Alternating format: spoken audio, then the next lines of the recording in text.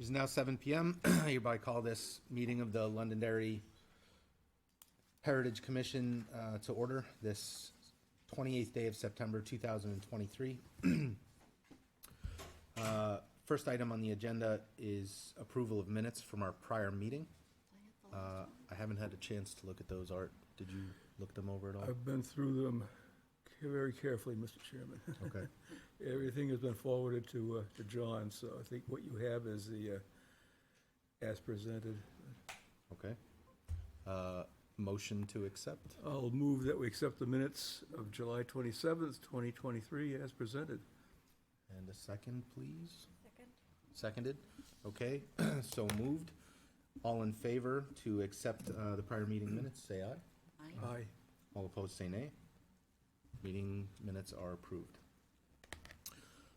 So we have a couple of things that we have to do before we get started here. One, David Colglazier is not present, so I'm going to nominate Laura Shankman in his place to vote for tonight. The second is we have an item on the agenda for tonight. Item E is for application for design review of a site plan for a 96-unit multifamily residential development with associated site improvements at 35 Gilchrist Road, Gilchrist Realty Holdings LLC, owner and applicant, that has been requested to move to our November meeting. So that will be November 16th. November 16th. Yeah, The third Thursday. Fourth Thursday is Thanksgiving. right, because of Thanksgiving, it's the Yeah. 16th.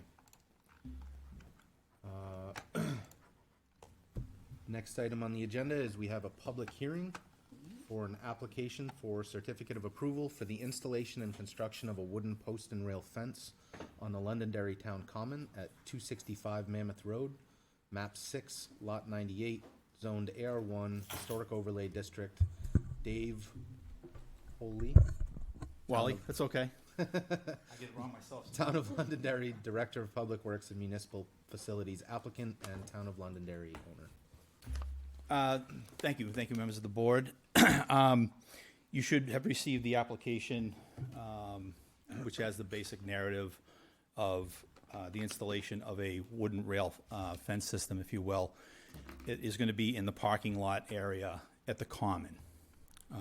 Rather than reading the narrative, I'll just go ahead and get into it.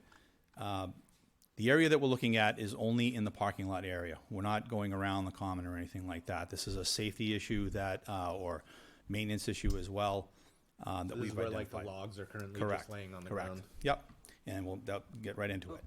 So, as you can see by some of the pictures that I'll illustrate here, the logs were a good temporary measure when the construction was done. Irrigation was put in. There's some electrical posts along that parking area too, so they had to do something to prevent cars from creeping and kind of knowing where to stop. And this was a good, quick and down and dirty, easy way of, providing some form of a barrier. As they've laid there for a few years now, you can see the bark rotting, falling off. The logs are splitting. Kids are kind of walking on them, falling on them, sticking their hands in the little cracks and things like that. I actually witnessed one gentleman step on it and the bark gave way, kind of jamming his knee. In the evening, after the concerts on the Commons and whatnot, people don't see them. They tend to trip on them. The cars pull up rather close, and because of their being so low to the ground, they lose the sight over their hood, and they end up bumping them. They roll forward. People try to move them back, and then they get adjusted, and then as you can see, sometimes they get put so close back together, they're not even providing an adequate pathway sometimes for people to walk through. Just some more around the backside. We have a couple more back there as well. You can see the fungus is growing on them. Kids being curious with what they do. Break them off, maybe sometimes try to eat that stuff, but nonetheless, it's unsightly. And the logs, this day was actually kind of a misty day, and they get quite slick as well. So when people step over them and whatnot, and just some more of the current conditions. And then they get all out of alignment.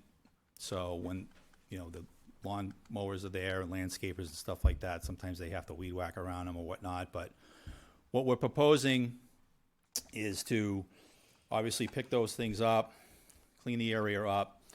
This is a wooden rail system that I've used successfully for 20 plus years. It's a proven product, very sturdy. It weathers very, very well. It blends in with your natural background. This is actually along a stretch of Route 38 at a park. You can see that it blends in quite nicely with the background. This is an area behind a veteran cemetery, parking lot area, if you will, by a fishing hole. You can make it so that you channel your pedestrian foot traffic to a certain point as well. So, you know, a lot of times when we have the larger events on the common, you got people kind of going every which way, and when people are backing out and that, it can be a little bit problematic. So at least sometimes if you can funnel them to a particular exit point straight off the common, that's kind of a preferred way of doing things, so that when you're in the parking lot, you don't have people running in and around. The cars are kind of coming out of a unified exit. It can be segmented out if you like to, uses kind of impact barriers. This was to protect a particular municipal building so that nobody would ram into it. In other locations that I've used along Route 28 and things of that nature. So it is a very nice proven product. You can kind of see some of the detailing on it as well. They miter the top of the posts. They miter the end of the rails as well, so that there's no sharp corners. No one's going to, you know, bump their knee on it or something like that walking by, or catch a hip or whatnot. All the bolts and whatnot, they're all cut down and shaved down too, so there's no sharp edges or anything like that for anybody to get cut. It's a very, very nice, appealing product that I think would blend in well with the natural look of the common, and certainly tidy up the area and get rid of the tripping hazard and whatnot. So the cost of the project is to do this area, it's a little less than, I think it's like 76 linear feet or whatever, is $2,400. And we plan to take that out of the operating budget in this year's FY. So, Okay. any questions? What type of wood is it, Dave? It is yellow southern pine, pressure treated. Yeah, meets all the standards. It's not For like the last 20 years? there's some of the stuff that I put in over 20 years ago is still looking as nice as the day it went in. Yeah, yeah. It's a commercial grade product. It's not. Ground contact rated, yeah. Mm-hmm. And there's no excavation involved. It's all installed, pile driving it in. So probably take about 3 hours to do this in and out. Very, very little impact to the common, and you know, having to shut it down for a little while the crew does the work. They'll do it early in the morning. They'll be in and out.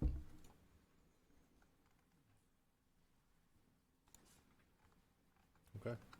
I know a long time ago, we talked about fencing on the common. This is even before the, you know, reseeding and everything. And the cost was rather prohibitive, So that's where it ended. And then I think we had the opportunity, was it 4 or 5 years ago, for the at least drainage and seeding of the common. That was the focal point, so. We have not discussed fencing since then, but my own opinion of this, I think it does look good. It fits in and serves the purpose. Because I know, Old Home Day, if you don't watch your footing when you head toward the porta toilies, you'll have a rude awakening. yeah, I mean, this safety concern is more about what we're doing there right now. You know, the logs is just. It's just not a good idea. Before somebody really gets hurt, I think we need to come up with a different idea. I thought this was a pretty cost-effective way that I think would serve the purpose well. Going all the way around the common and stuff like that, different type of discussion, different level of safety that we're talking about. I think anytime that you have an area that brings together a large population, and especially in main roadways like that, there's lots of public safety concerns. It's a soft target. Different discussion, different measures on way that could be done. You know, it's probably perhaps something that needs to be discussed at a much higher level, and maybe perhaps scrutiny as to what we do with that. And when that timing is, I don't know. But that's something that has been, you know, at the forefront of a lot of community leaders' minds is about when we have that many people on the common and, you know, when bad things can occur, so. That's gonna be all fleshed out first. I think eventually, at some point, it's something that is gonna have to be taken a serious look at before it's something that is, you know, on the front newspapers, and now it's like, now we wanna do something about it. That's probably a little too late.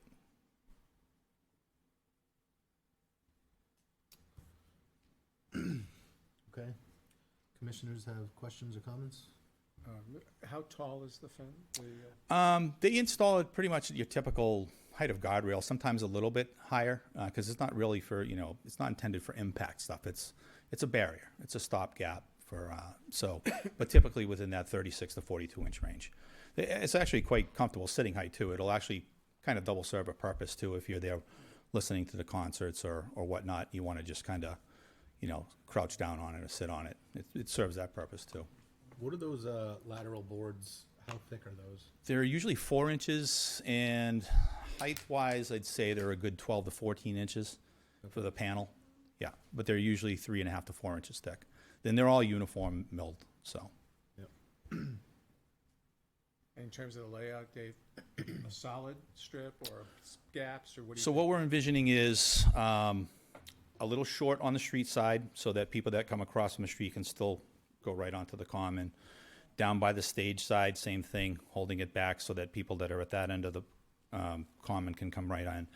And then probably just you know, a good 5-foot opening in the middle of the total run, so that again, when people are coming off the common, you know, they can either exit the street, go behind the common, or funnel more uniformly into the middle of the parking lot rather than just creeping all around every car that's there and people are backing up and, you know, they may not see, you know, they got a better chance of maybe identifying where people are funneling to so that nobody gets backed into. And then on install, these will be unfinished and they'll weather to the Correct. gray? Yep. They go in natural and they weather natural. After a year or so, you probably won't even notice them much anymore. They'll blend in so nicely to the aesthetic background there that I've used them in many different areas: cemeteries, parks, municipal buildings, parking lots. Very uniform look, and very, very proven product. Have you had experiences where it's a parking lot, somebody backs into one, or how do they weather that kind of a? They do very well because it's very, very thick lumber. So it's not like it's thin where it'll crack. That's why it's good for, I mean, you don't want a car crashing into it 30 miles an hour. It's not going to stand that. But, and the other thing that's actually kind of nice about them too, they come out quite easily. Like if for some reason we needed to get, if the common was enclosed and we could only have one access point, you know, there's been times in some of my projects that I've done, we've had to pull out a section.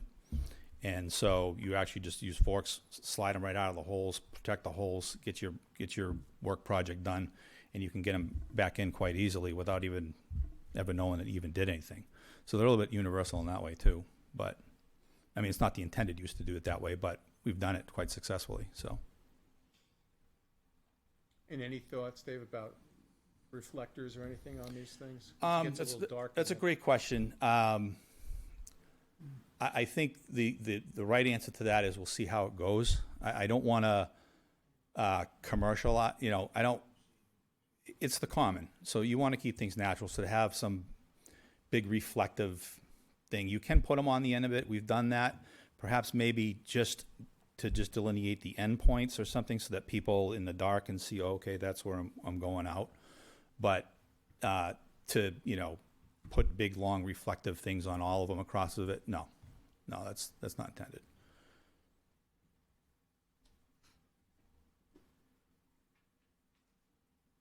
Any other questions or comments? Okay. Thank you very much. Thank you. So this is a public hearing. Okay, so at this time, we'll open the floor to public comment.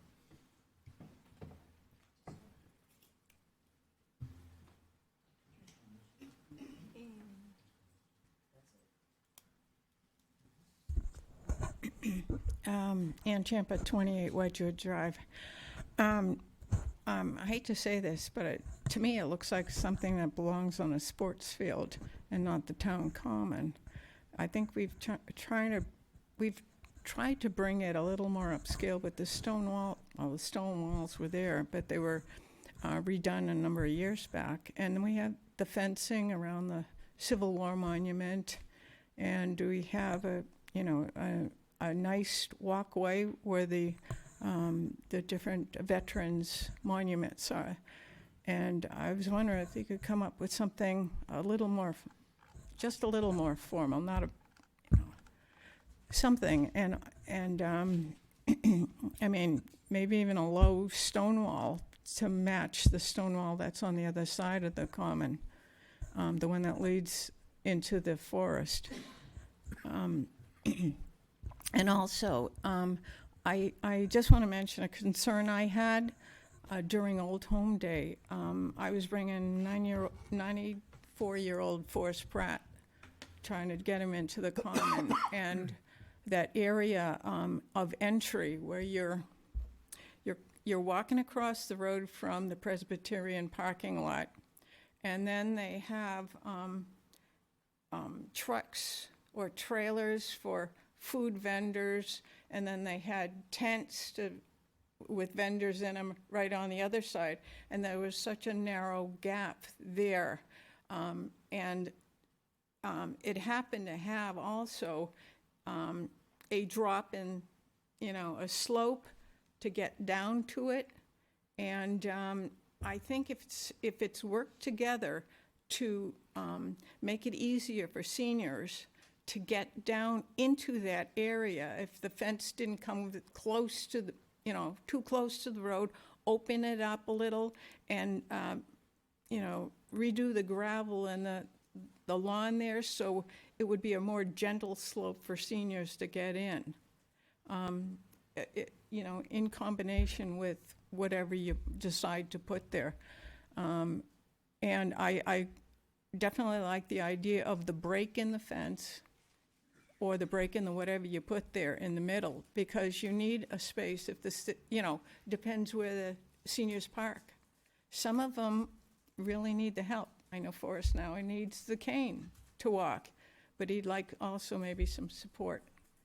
But I actually do think it's a good idea to separate the space between the cars and the lawn there. Maybe a row of picnic tables would do it. I was thinking, and they'd be used.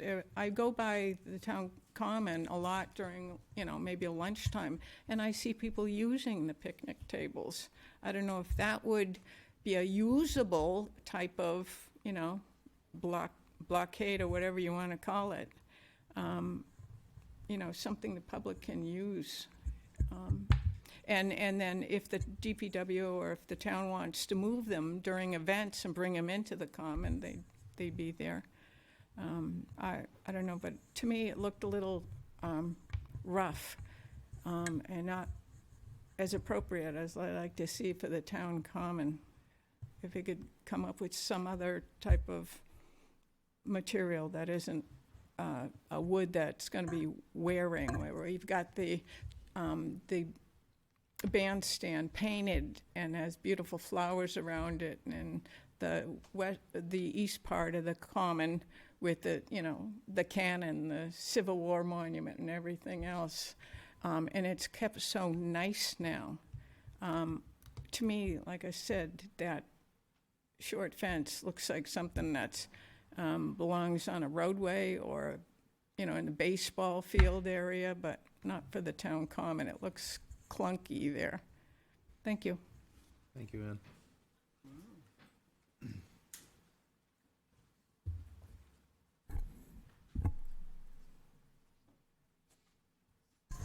Ray Breslin, 3 Gary Drive. I pretty much concur with what the ladies just spoke about. The town common is a public area. It's also historic, and I think we need to be careful as to what we put there. It needs to fit in.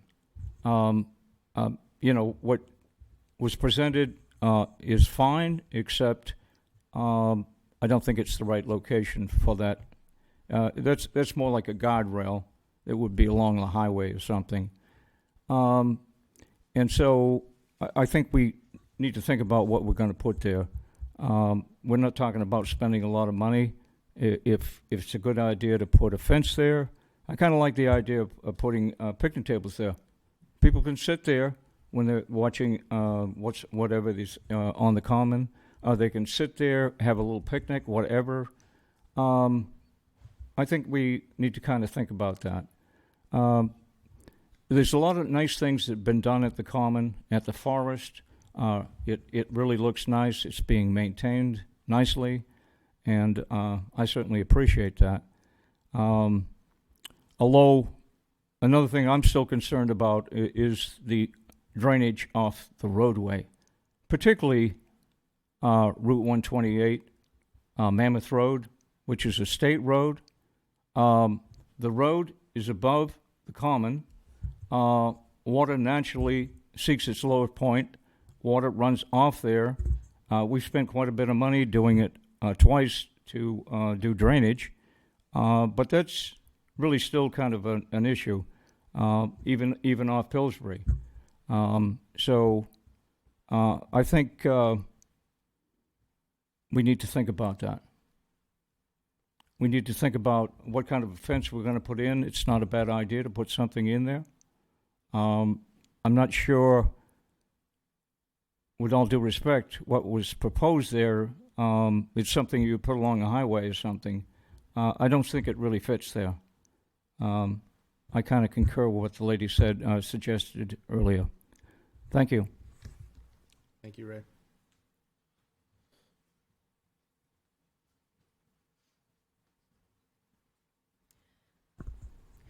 Good evening, Deb Paul, 118 Hardy Road.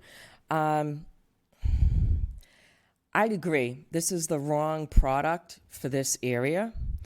I look at it and say, the Morrison House. They have nice big granite stones. They're nice. They suit the purpose. You can sit on them.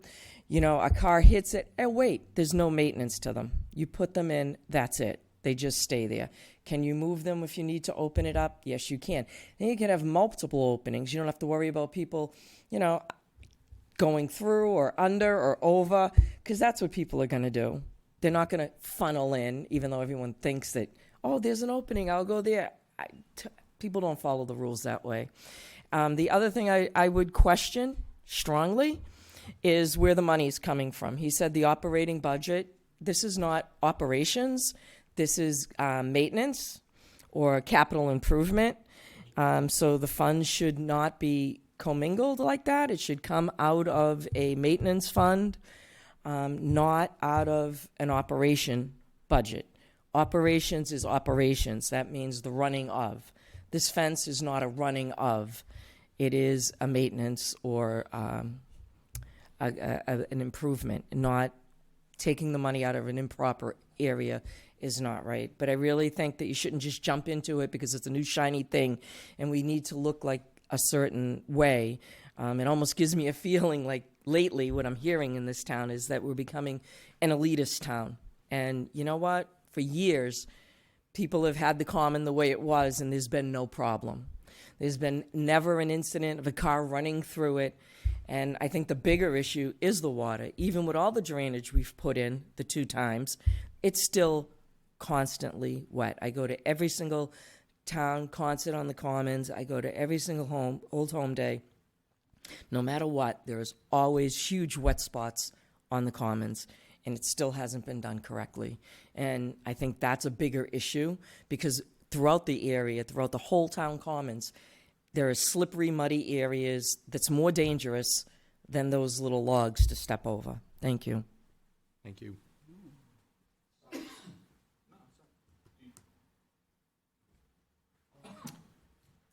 Any other public commentary?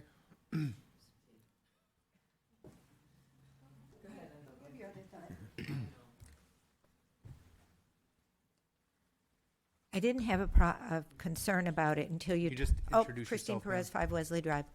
I didn't have a concern about it until you started talking about putting a fence around the whole common. That's when. So just to clarify, this proposal is only to put a Not right fence now at all. along. I understand that. the I'm just parking saying, lot. but if you put this type of thing here, Please come to the mic if you're going to speak. Sorry, Christine. if you're going to put this type of fence here, does that mean that if and when we reach a point where you want a fence around the common, you would be using the same type? That would be my only concern. As I say, I don't have a issue with it being there, but when it came up that maybe eventually you'd be going around the common, I don't think this is the type of thing you'd want around the common. I would hate to see us say, well, we have it here, so we just need to keep continuing it. So that's just a thought. Thank you.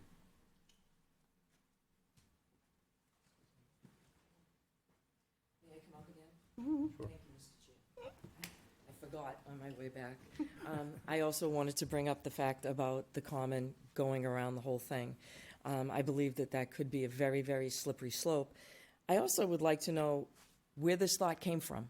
Was it just the department head coming up with this idea, looking for something to do, or, you know, was it discussed at a town council meeting, or, like, where did this come from, like, out of the blue?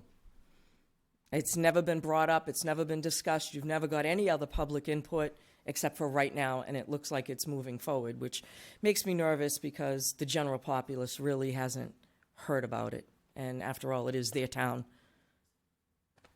and their money and their decisions. Thank you. Thank you, Deb. Any further public commentary? Hi, Ryan Willett, 8 Tangeway. I think it's a great idea. There were years where there was nothing there. There are many events on the common, and it's not clear where the parking is, where it's not. I do agree with the logs being a slippery situation, and I do think that this is a common type of fence. Obviously, I wouldn't go all the way around the common because that wouldn't even make any sense because you have a guardrail on one side and a stone wall on the other. But I think this is perfect, and if in couple more years, if we want to upgrade it, like Dave said, he could pull it up and maybe we'll put it somewhere else. But I think for now, leaving those logs there would be a mistake. So just want to say I support it. Thank you.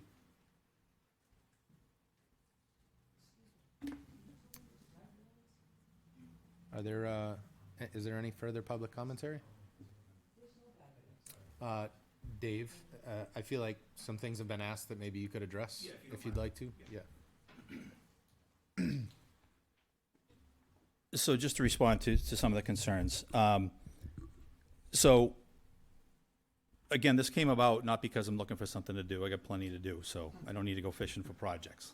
But there has been things reported to me, things that I've witnessed of people slipping, tripping, and kids playing and whatnot on the logs.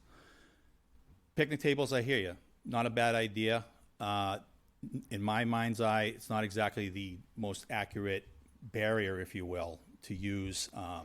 Somebody sitting there enjoying their lunch, someone pulls in, their foot slips off the pedal, they get confused on the pedal, and they're ramming a person on a picnic table. That's the wrong type of barrier that we're trying to prevent from people going on the common. There's a couple other things here. There's a little bit of a impact area. Stone wall, absolutely. We could do a stone wall. It could be very elaborate. It could be very costly as well. The stone wall that's along the forest right now, I can't even tell you how many times I picked up the rocks. The kids throw them off the wall, they throw them in the woods, they throw them on the grass, we got to pick them up. We're tending to the wall a lot. So if we were to construct a wall, it would have to be something that a professional mason would do and make sure that it's all pieced together so that you can't do that. Could look at a variety of items, granite columns with black chain through it and whatnot. Granite on vertical looks nice, but if a car comes forward, bumps it, tends to shear off, break, and again, costly. Just trying to come up with, when I was asked to come up with a solution to the problem, this is a product, like I said, I've worked with very successfully in the past. It's alleviated some problems that we've had in the past in my experiences, and I thought it'd be a good product for a very, very inexpensive price. I didn't mean to confuse you or conflate the issue on operating budget. I just meant the town's operating budget coming out of this year's town common maintenance. Haven't used a whole lot of money for water right now with the irrigation system has pretty much been off the entire season. So where we have a little bit of a savings in the budget, I thought this would be probably a good time to try and remedy this situation. It's kind of been there since I've been here for 2 years now. And I thought this was a good opportunity. It made sense where we're not going to impact the budget. There's some money available from the savings from not watering the lawn so much that we can address an immediate public safety concern. You know, it provides, you know, a little bit of a bumping barrier too. If somebody bumps it, it's not the end of the world. If we build a nice big elaborate stone wall, somebody slams that, you know, you might have to repair it.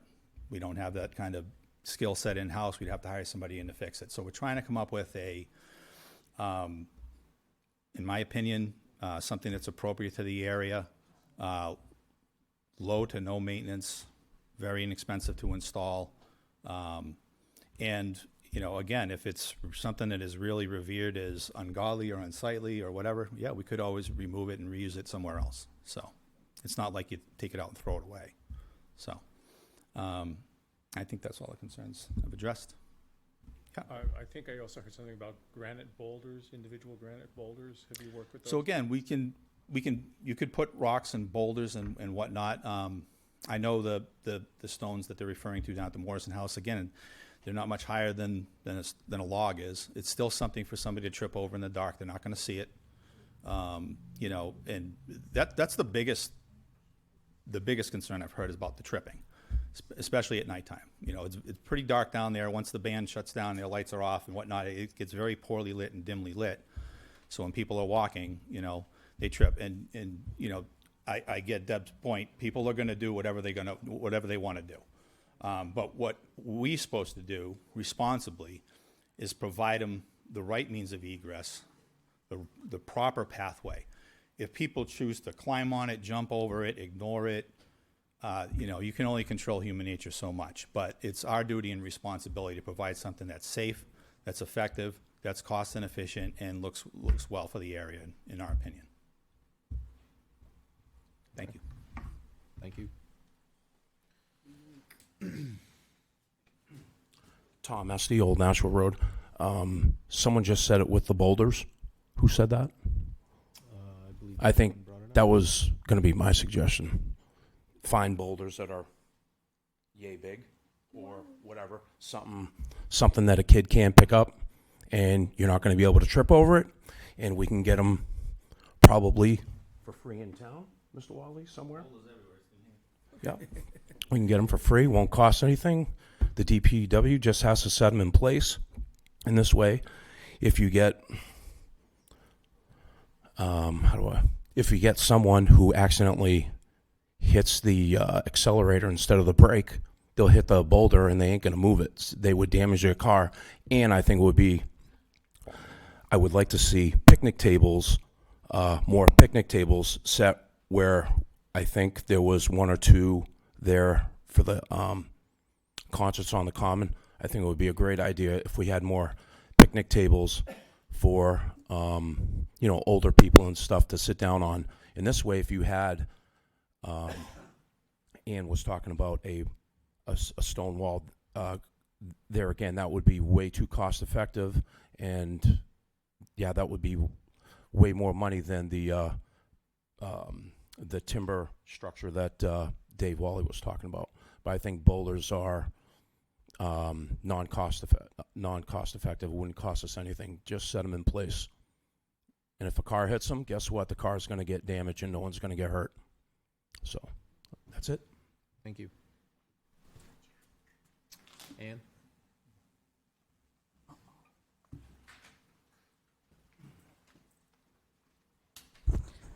Thinking about it, I also like your idea of the, you know, a big stone there. Could be a flat top stone. You could, you know, sit on it during a concert.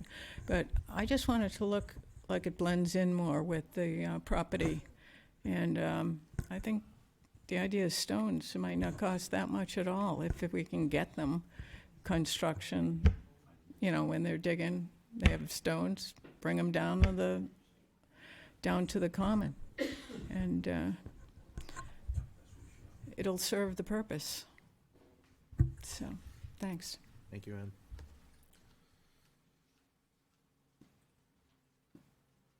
Any more members of the public like to speak? Okay. Mr. Chair, I think Ann has a good point with the stone wall. It's kind of the ideal thing we have talked about in the past, but it's too costly. It's just not going to happen, at least short term, even medium term. But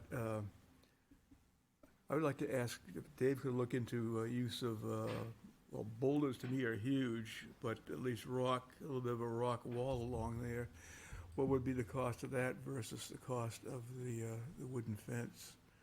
Or at least to do a little research on it and come back to talk to us about that. I think that's probably a great compromise, if it's something that you think you could do, is at least provide kind of a second option. Yeah, I don't claim to have all the answers, and I'd just like to state for the record, my office number is 603-432-1100, extension 152. I'm available at all hours of the day and night. You can email me.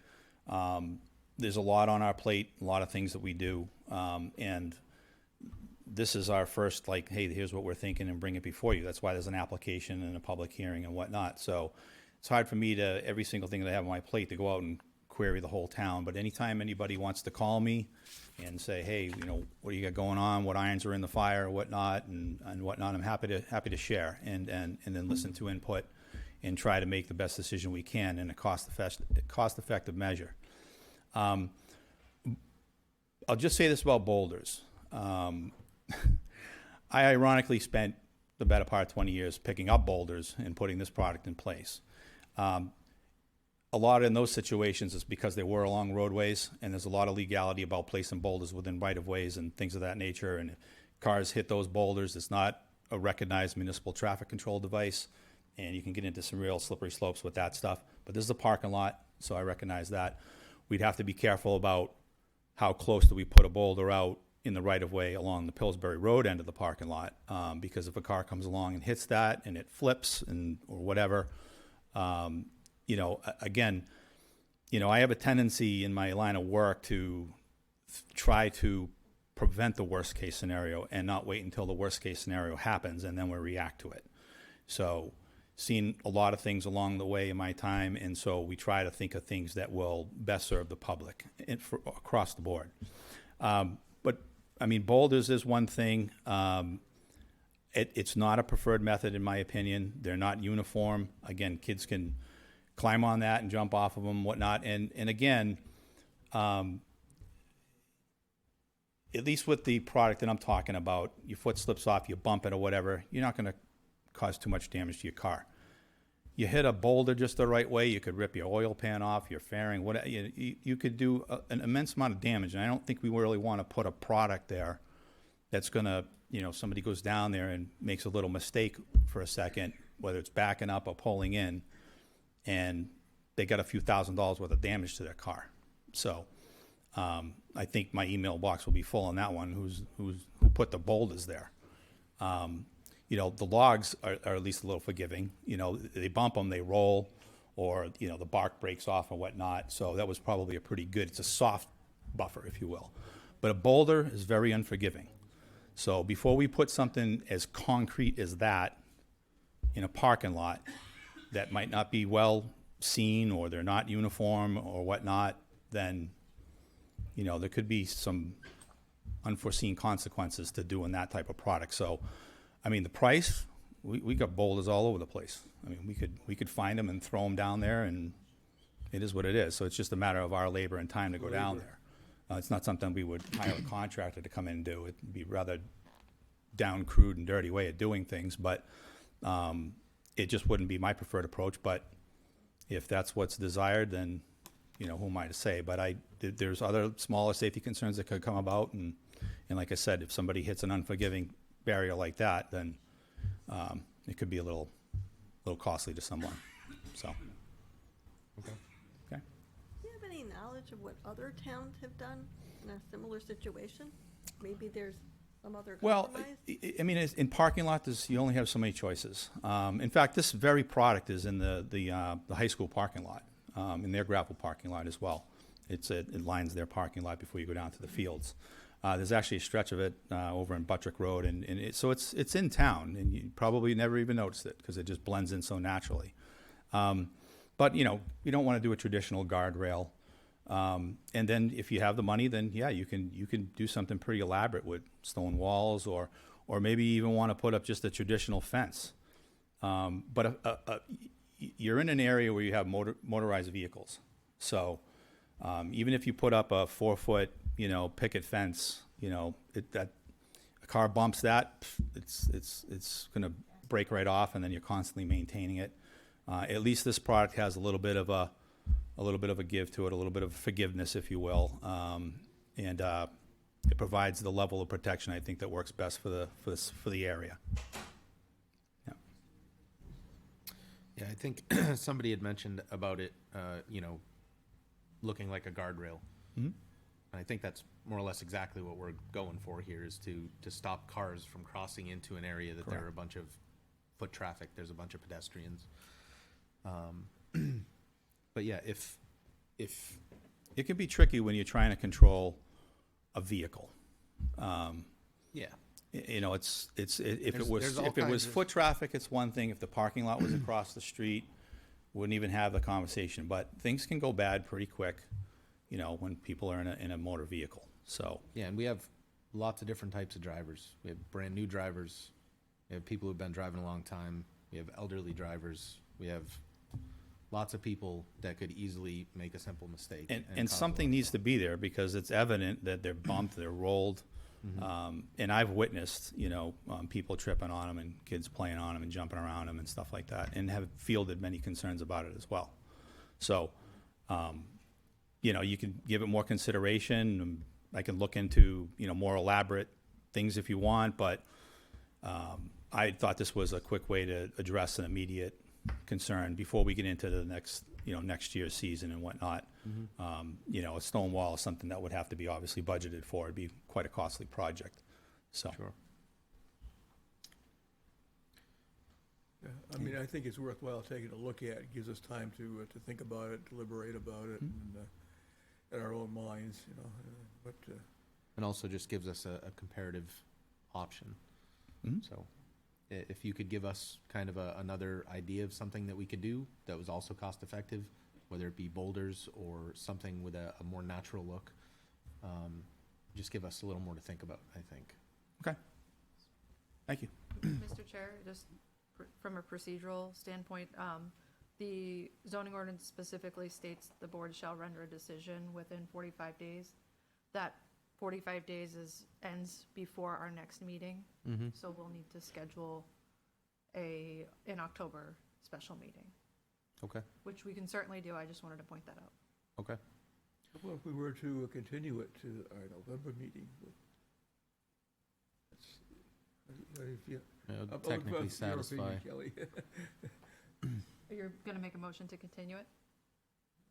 Is that what? Yeah, that would be, I think, the best way to handle it is to continue it, so. Mr. Chairman, if you allow me, I'll make a motion that we continue our public hearing on the fence we just discussed on Town Common to our November meeting, which is the third Thursday in November. I think, was it November 18th? 16th. 16th. November 16th. So we'll continue this hearing on November 16th. Would anybody like to second that motion? Seconded. All those in favor? Aye. Aye. All those opposed? Okay. This has been continued to our November meeting. And Dave, if you could just have something ready for that meeting to propose, that would be great. Thank you. Mr. Chairman, second? Yes, sir. Dave, I want to thank you for bringing this. This is exactly how this is supposed to work, okay? I thank you for bringing this, because obviously those logs have to be replaced. They're not acceptable, and I'm going to tell you, I don't consider myself particularly elderly, but I've made that slip trying to keep up with my grandkids getting over those logs, so I know what you're talking about. Coming into this meeting, I looked last night because I looked at the appearance of what you were proposing, and started looking just at wooden fencing, and frankly, I was looking at things that looked like the OK Corral. And I said, this can't be right, this doesn't improve what Dave was proposing. So having a hearing like this and hearing some of the other ideas proposed, I think was good for all of us, and we'll see if any of them actually work after you do your work. But I wanted to make a point of, because you sounded a little downtrodden there at the speaker. I do appreciate, I'm sure the committee here appreciates your coming forward with this program. Yes, definitely appreciated. And usually public hearings where we find, we get ideas, so it gets our brains moving. So. Yeah, just final comment, and I thought this was a good time of year to bring it up because, the common obviously isn't being used a lot right now. We're going into winter, and for the most part, we don't provide winter maintenance in there anyway, so there is no sense of urgency in regard to me. The safety stuff is kind of, at bay right now, or limited use anyway, but certainly before we get into next season on the common, we want to kind of have some guidance as to where we want to go in the spring. This being continued to the November meeting. Yeah. Once the ground gets colder, you guys still going to be able to put those posts in the ground? Yeah, as long as we don't have a foot of frost, which we won't by then, and this Okay. company will be ready to jump on. And if not, we do it in the spring. Okay. Yeah. All right, thank you. Thank you. Okay. Moving on to our next item of business, we have our formal review applications. First one is for an application for design review of a site plan to construct a 12,000 square foot medical building and 3,000 square foot bank and associated site improvements. Gene Gagnon, owner, and Bill Greiner, applicant.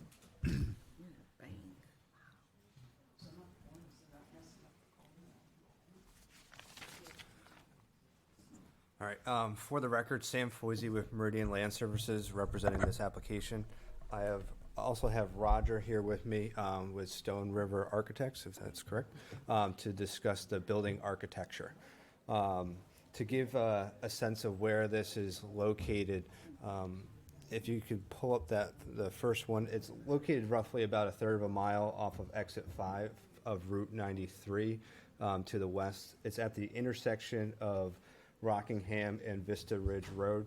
This parcel is part of, I believe, an active subdivision under the name of Vista West and Vista East subdivision. You probably have seen it come before you. The concept on this piece of land here was, I believe, a fast food restaurant with a commercial use that had a couple options for retail there, and we're proposing, like you said, a 12,000 square foot medical building with a 3,000 square foot bank.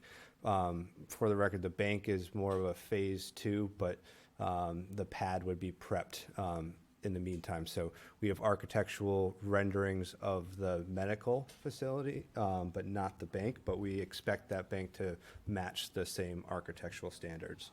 So the existing use of the land there, it's vacant. There is remnants of an old in-ground pool, which seemed to be from quite some time ago, because going back through Google Images, I can't find the structure on there.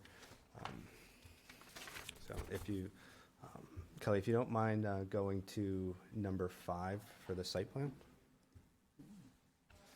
So this is the limits of our disturbance associated with the project. As you can see, there is 2 wetland pockets in there that will be impacted. We've since been before the Conservation Commission to hear their comments related to these impacts. They did not have any related to these. Their comments were related to the adjacent wetlands, mostly with making sure that any snow is not pushed directly over the bank and will drain into them. And then if there's any excess snow, it will be moved off-site. And we were willing to put a note on the plan to make sure that happens. If you don't mind going to the next page of this exhibit. If you just scroll down to page 2. Here you see our proposed grading plan. So the site will be accessed from Vista Ridge through a full opening, right in, right out, left in, left out. The patrons will then be able to travel and park in the parking that surrounds the building with the exception of the rear. There will be a patient drop-off in the front that will be covered, so that, covered for inclement weather, for snow and rain, to allow patrons to enter. And then as you travel around for the future phase, there is the bank with 2 drive-through windows as well as the associated parking with it. The drainage is handled on site through the infiltration basin located in the top right corner, which will then, portions of it will infiltrate, and then the remaining excess flows will then spill outside the control structure and drain towards the adjacent wetland to the right. If you don't mind going to the landscape plan, I believe it's number 6. It might be PDF 6, number 6. I only have 5. Is 6 not available? Nonetheless, the site will be landscaped to meet the town's landscaping requirements. There is a 30 feet of green space on both frontages, and there's 15 feet of green space in the rear, as well as there's obviously much more than the required 15 feet of green space on the right-hand side. The site's mostly landscaped with a variety of evergreens, shade trees to provide screen, and then additional trees in the rear that provide screening. When we first presented this project to the planning board for a conceptual hearing, we presented a much larger project. I believe it was 30,000 square feet of medical, and it was a 2-story building. We were lacking in some landscaping in the rear, to keep in mind that there is residential behind us. That's where those screening trees were added in that lower right-hand corner to block the view from the proposed subdivision behind us. Also, during that meeting, the building architecturals were discussed. The proposed example, which wasn't a rendering of this project, it was a rendering of adjacent project or similar projects that we were hopeful would look like. The comments of the board were to that those architecturals were more flat roof. They looked more commercial.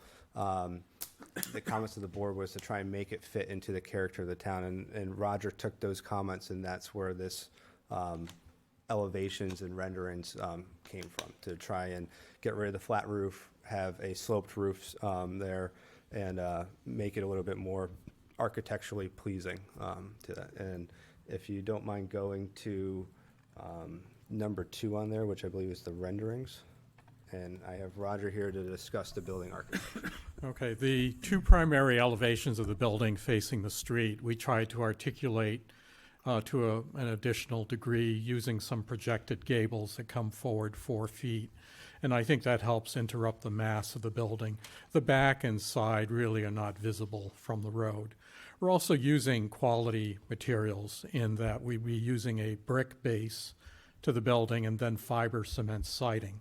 We'd also be using 2-tone color and also a 2-tone material in the fiber cement, shingle and clapboard mix.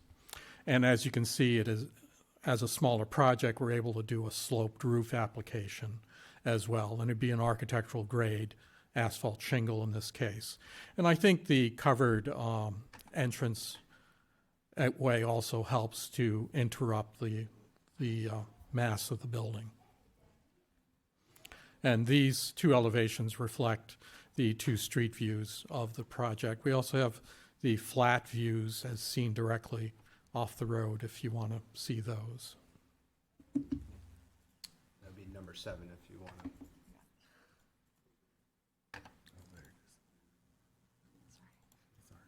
And so that view is directly off Rockingham Road, Route 28, and the lower one is from Vista Ridge Drive. The colors are not specific, but there would be some earth tone colors. It's difficult in the rendering software to be very accurate with the colors.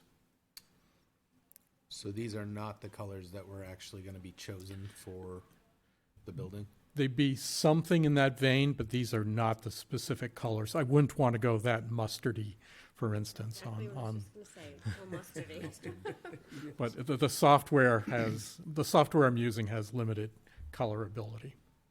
Yeah, I think like shades of gray is good, and I think different shades of gray will help make a big building look a little smaller.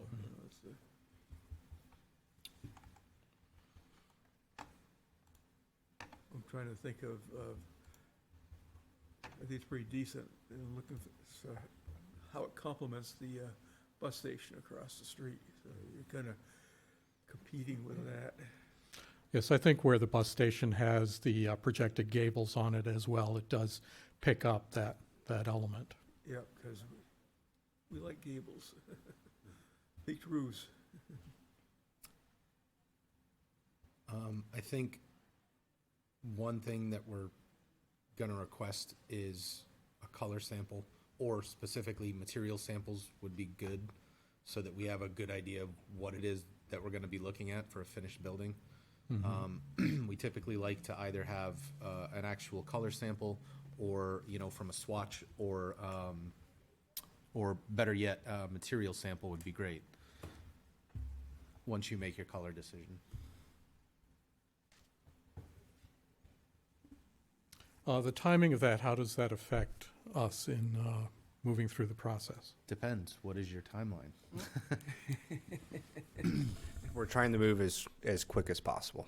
So, does that need to be approved in a formal meeting, or if we provide a color sample that? We could say, assuming we agree with everything else, we haven't talked about anything else but color yet, but assuming we agree with everything else and color is the only thing stopping you, we wouldn't necessarily have to have you come back in. If you could submit a sample, we could approve that. We could do this pending approval of a color. Yep. Yeah, you could leave a sample with Kelly, with our staff. Yeah, we can come and take a look at it. And then we can come in and look at it. in Yeah, expeditious typically what manner. the commission has requested is give planning staff a sample, and I have it available in the office at any time for you guys to take a Yeah, look. yeah, we've done that in the past. Yeah, we would basically just approve your design pending a color sample. Again, assuming that was the only issue. Looking at the building, I like the design. It's got a lot of the things we typically like to see. Gabled roofs, multiple types of material. The brick base is great. I like the landscaping. I did not happen to see if you had any lilacs in there. If you could add that to your landscaping, that would be great. Choose purple lilac there. That's a state flower. I don't think I do, but I can have that added in. That would be great, thank you. I think, was it Miss Kim or something, is one of the lilacs? And I've seen another name used on plans that have been before us. And then we have a list in our regulations.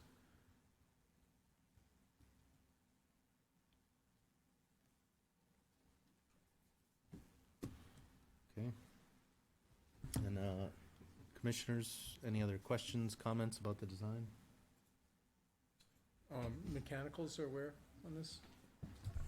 Well, we wanted to avoid putting mechanicals on the roof, hence we created that shed dormer. So we would have a partial attic that would be the mechanical attic for the building. It's a broad footprint, so it looks like it's a sloped roof building, but there's actually a flat spot in the middle. But we would not be placing any mechanical equipment on the flat spot. It'd all be in the mechanical attic. We might have a condenser on the ground just below that, but again, that's on the side, and it would be the side against the bank. So it would not be publicly visible, and we'd also make some effort to screen that with landscaping as well. Okay. So, I'm sorry, so you may have some mechanicals on the ground to the rear of the building? Yes, just the condenser, which is a component of the mechanical, but the bulk of the mechanical will be in the attic. Okay, do we have a rendering of what the rear of the building will look like, or? I didn't bother drawing the back because Will that it's, be visible from the residential units that are going in there? There is a swath of trees that will be remaining. That's a, yeah, I think they'd have to really look hard to see it. It's also considerably downslope from the residential development.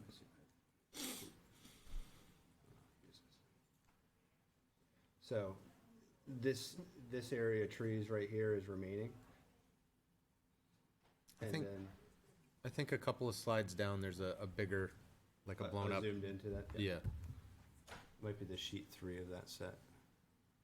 Or I think it's on that same PDF, Kelly, and It would be, however, all the same materials being used on that side of the building. then I think the next sheet. Yeah. There it is.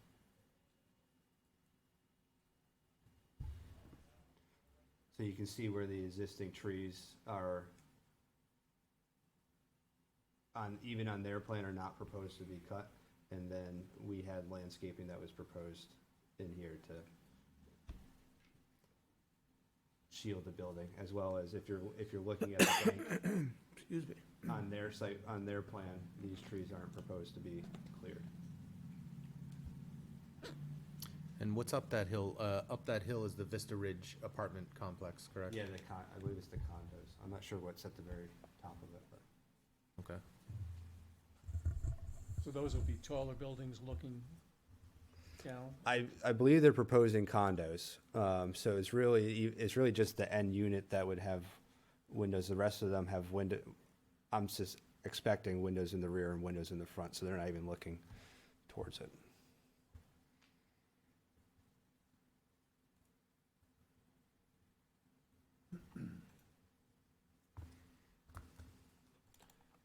Actually, on your plant legend, you have Syringa reticulata, which is the Japanese tree lilac.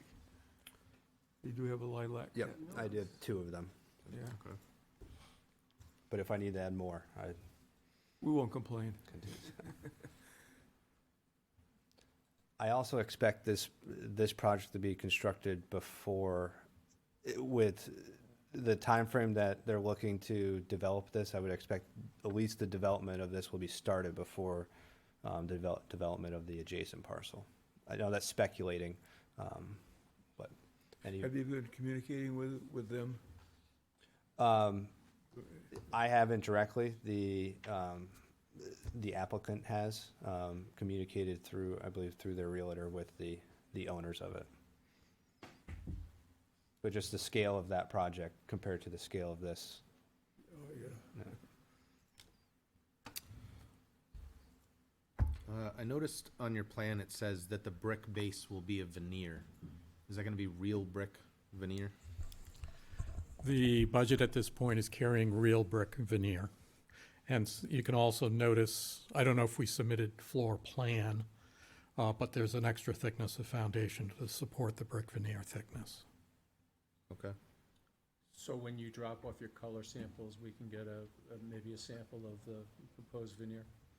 We could do that. We've not selected a specific brick yet. Well, in the spirit of keeping you moving along, maybe you should make that selection and get us a sample, right? Sure.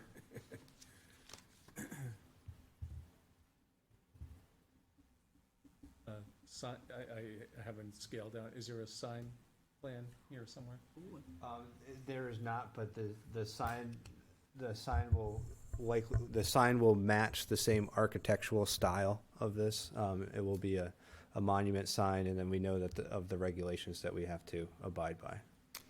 This sign would actually be an additional approval process. Mm-hmm. Through an additional permit, right? Yep.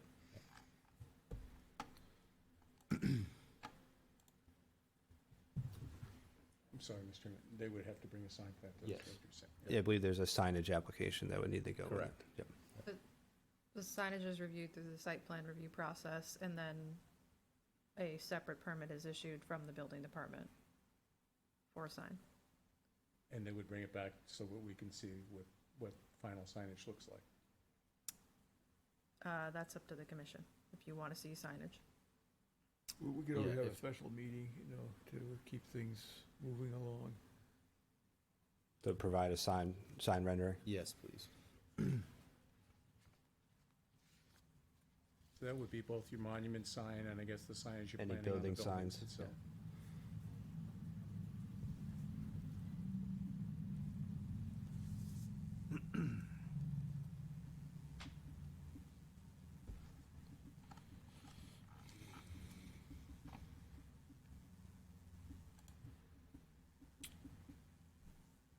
Any other questions or comments from commissioners? Okay. So we're gonna ask for color and material samples. I did have add purple lilacs to landscape plan. It looks like you have a couple lilacs on there. I think it looks like there's 2 of them, so. Okay, so I will.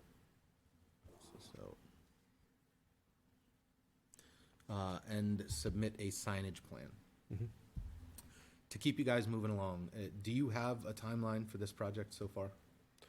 I know there's hope to receive approval before the end of this year, and it was really probably even quicker than that. But I don't know if we're at that point. We were hopeful there'd be like a November approval, but we have to see where we are through the process. Okay. You're looking for approval from the planning board by November so that you can break ground. Yeah, but I don't know if the other project was approved yet, so we're still kind of lagging behind let's call it the parent project. Right. From a procedural standpoint, there is a subdivision that's associated with this parcel that is not before the planning board at this time. And so in order for the planning board to take action on this, they would need to be reviewing them at the same time or the subdivision first. So my opinion, November is not realistic, unless I happen to get a full, complete application like tomorrow. So I think what you're getting at, Mr. Chair, is the November Heritage Commission meeting will likely not be an issue. Okay. But I certainly don't want to speak for the applicant, but just from a logistical procedure standpoint, that's the time frame in my mind. Okay. So Kelly's right. What I was getting at here is if we don't have to have a special meeting and we can continue this to the November meeting, that would work great for all of us, obviously. If it will work with your timeline, if you don't think that you're going to have the other submission in time to have the planning board looking at this also in November, then I would suggest that we continue this to our November meeting, which will be on the 16th. Yep. Is there? It sounded like that you were going to have a special meeting anyways, or never mind. You continued it to that one. Correct. Yep. And Mr. Chair, we have time to consider a special meeting if that becomes a need. I was thinking that as well, yeah. If you guys do get your application in on time, we could potentially have a special meeting if you needed to speed things along. So All right. that is an option. I appreciate that.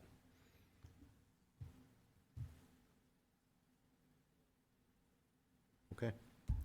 Continue to the November meeting. That will be on the 16th. All right. Thank you. Thank you, Beth, Thank very you. much.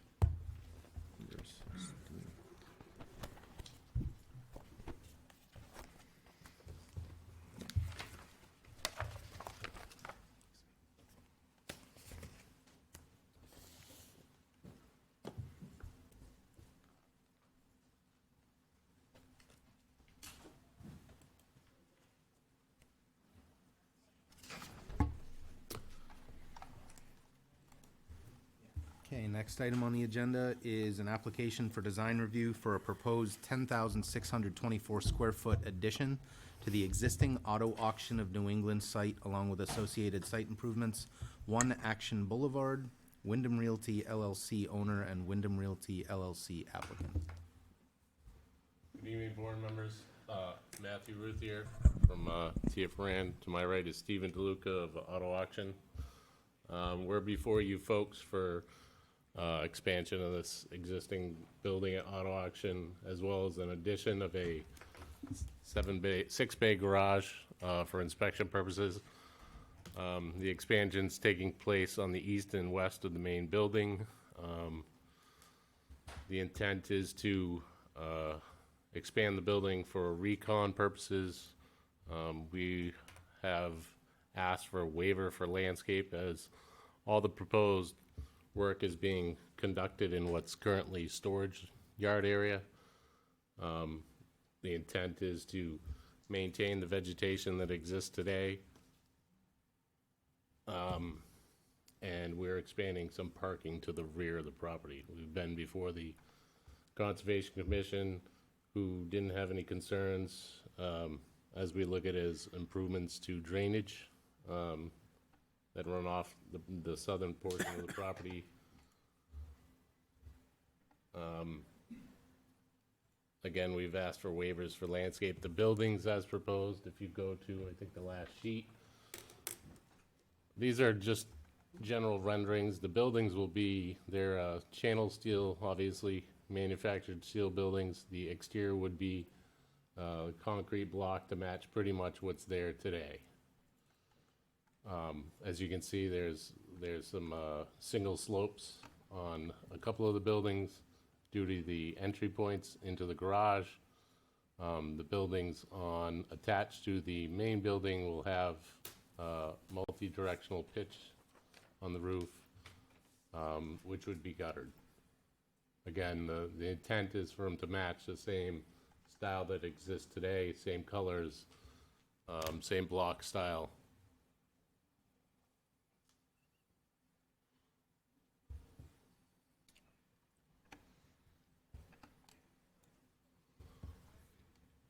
Which current building has a brown bricks, brown faced block.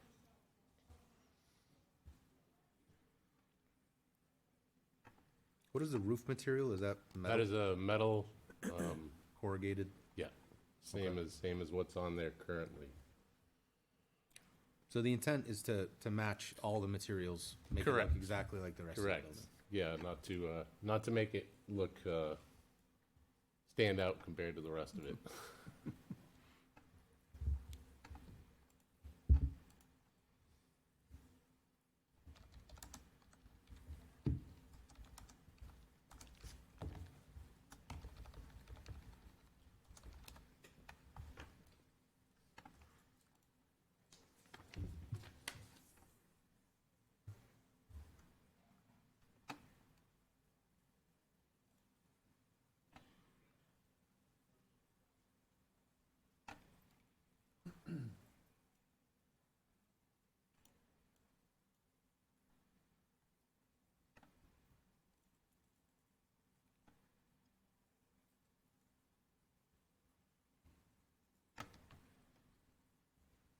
Okay. Commissioners, questions or comments? Fits in. Okay. I think we can recommend for approval as submitted. Thank you. Thank you. Any signage changes at all, or is that still? Everything's all gonna the stay same? the same. Again, this is all pretty much inside the storage lot is where the work's proposed. Adding some additional storage spaces and some recon space for dealing with the extensive amount of used cars that are moving through.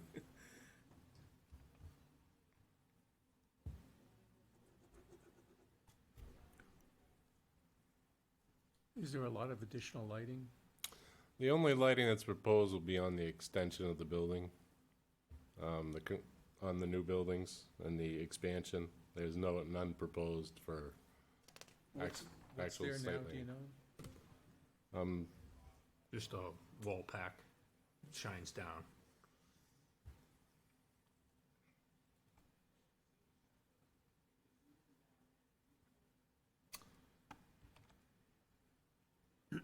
On one of the sides that you're extending, it seems to be going just right into the woods.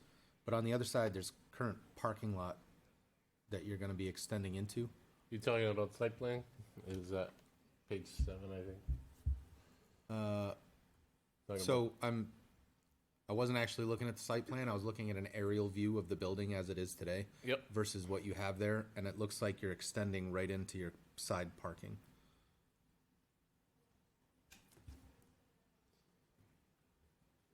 unless I'm misreading this. I think from an aerial view, there could be some distortion or something depending upon the perspective it was I taken am. from. I'm sorry. Yeah, I'm misreading it. Yeah, no, we're extending some of the parking to the back where there's current detention ponds, so the intent is to replace those with underground ponds. And again, we're meeting the setbacks as far as the exterior goes. Okay. Thank you, gentlemen. Thank you.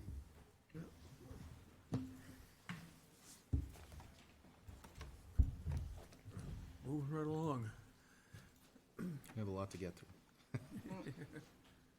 All right, next item on the agenda is application for a design review of a site plan to construct 2 high-cube warehouses sized 114,400 square feet and 104,500 square feet, 6 and 8 Rear Roundstone Drive, Pepperidge Holdings LLC owner and Lansing Melbourne Group applicant.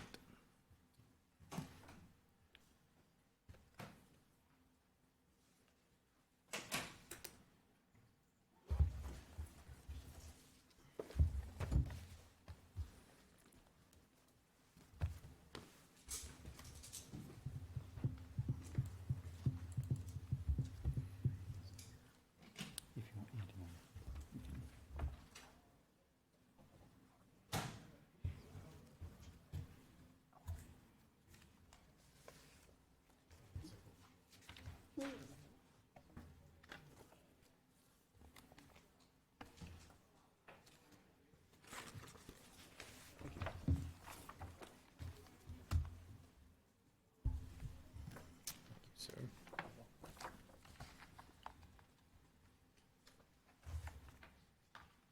Thank you.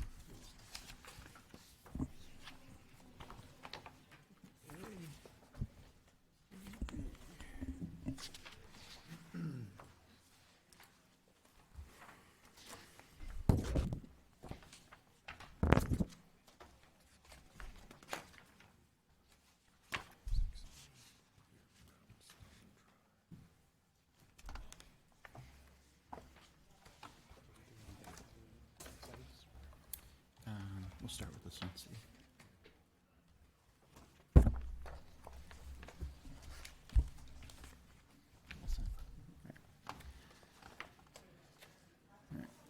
So, good evening. My name is Tom Burns. I'm a senior project manager with TF Moran. With me this evening is Tim Engelbert from Randall Paulson Architects. We're here on behalf of the applicant, LMG, or Lansing Melbourne Group, regarding the proposed development of the site at 6 Roundstone Drive. As you mentioned, the proposal for this site is to construct 2 buildings, approximately 219,000 square feet in total, as you can see on the plan on the screen, with Building A being about 114,000 square feet, and Building B, which will be running parallel to it, being about 104,500 square feet. Site parking located around the perimeter of it, with loading areas in the shared space in between the 2 buildings to allow to best screen those loading areas from view. This site is located again at 6 Roundstone Drive, which is a grouping of 4 parcels that are on the north side of Roundstone. The site drive would be constructed coming in off of that roadway. And the buildings will be set on the site with Ray Resort Drive to the east side, a little Cohas Brook to the south, to the north rather, and then Manchester property line and abutting parcels on the west side of the property. In total, the site's about 25 acres, all located within the Gateway Business District. It's the site of a former gravel pit that had been in that use for about 50 years or so. Had been mined as a site, and the development in total would essentially be disturbing. Well, this is already a disturbed site. Would essentially be impacting about 19 acres in total of the site. Would be involved as part of this redevelopment of the parcel. And one of the things that I want to mention with this site is the next item on the agenda as well is that we'll be getting to is 60 Pettingill Road. And just briefly touching on that, but we'll handle, I guess we can handle that one separately, is these projects are being proposed separate developments, but by the same developer, so it's not an either-or situation. They're looking to develop both of these sites. They would be running at a parallel track, which is why we're here before you this evening for both sites. The When you say reasoning. both sites, you're not meaning A and B buildings in this package, but this package as well as the This next. package as well as the site over across the road on 60 Pettingill. The idea being they would be developed and run in a parallel track because this site is going to be an export site in terms of material coming out of it, and the other site would be an import site. So the idea would be to best maximize the removal of the material from this site by bringing it over to the other site during construction. So they're planning construction on both sites, anticipating probably sometime in the spring, ideally to try to start construction with both sites on them. So, but we can touch on Pettingill as well after this one. These are industrial, what's proposed are industrial or high cube warehouse buildings for the site. And Tim will be able to talk to the architecture on it. Because of the buildings and the nature of the site as an industrial site, we have, for the landscaping, we've tried to propose a number of species that would have tall, mature heights to them, to try to best screen the development, both from the abutting properties as well as from Roundstone and Ray Wazorek. Buildings themselves are going to sit around an elevation of around 169 as a finished floor elevation. So they're sitting nearly flush with the entrance off of Roundstone, but they'd be below Ray Wazorek. But we've got, Kelly, if you could go to the landscape plan and the. In the site plan? Yes.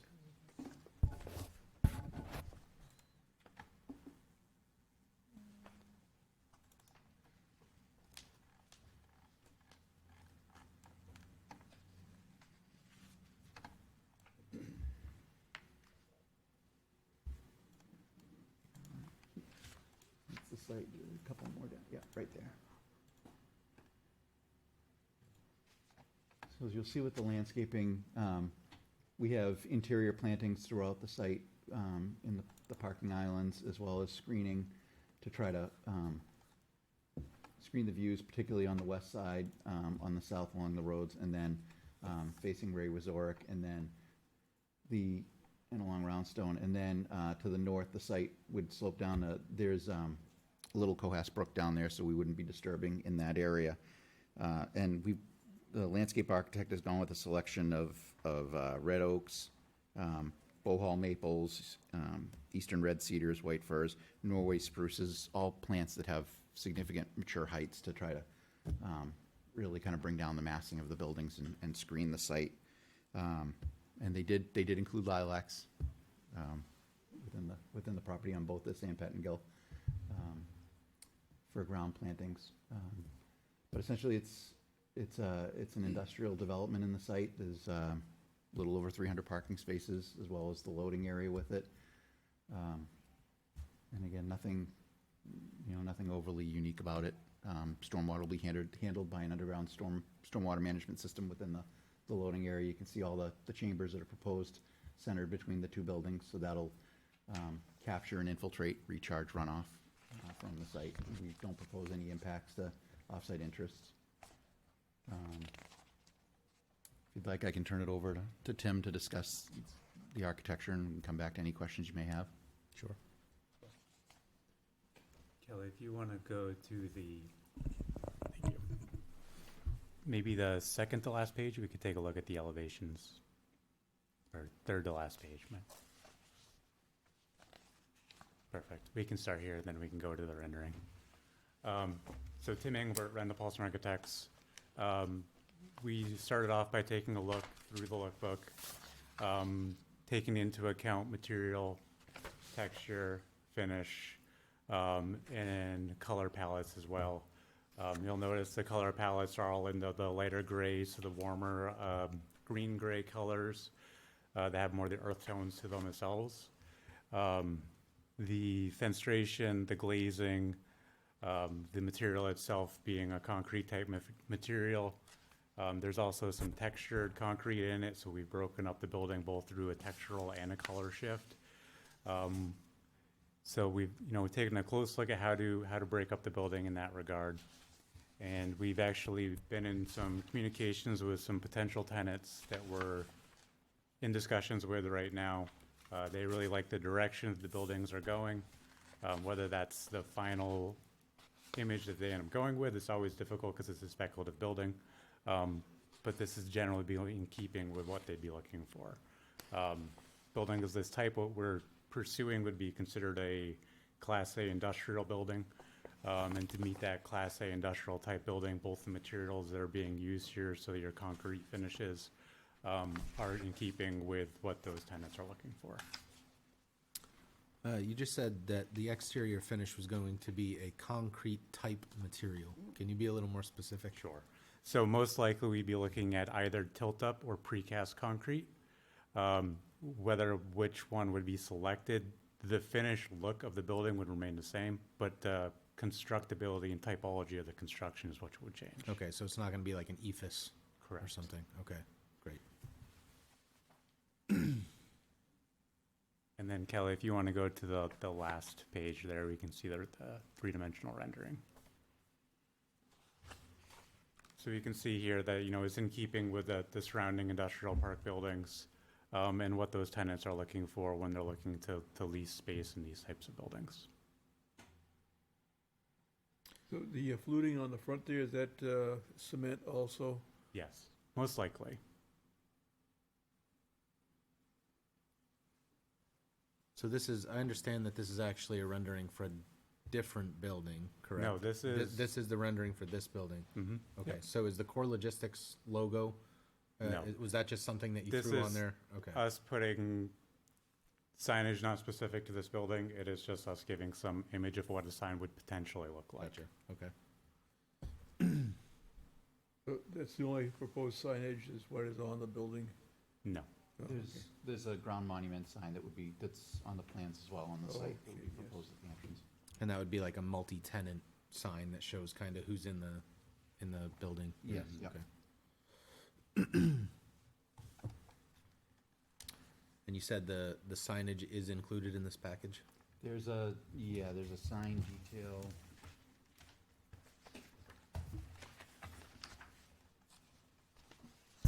Yeah, what we did was we provided the signage for the base without a specific panel, not knowing who the finished tenant would be. Let's see. Find the page it's on.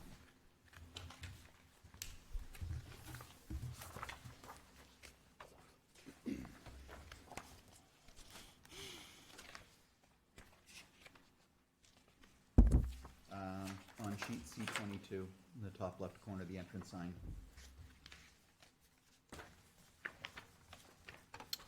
Got it.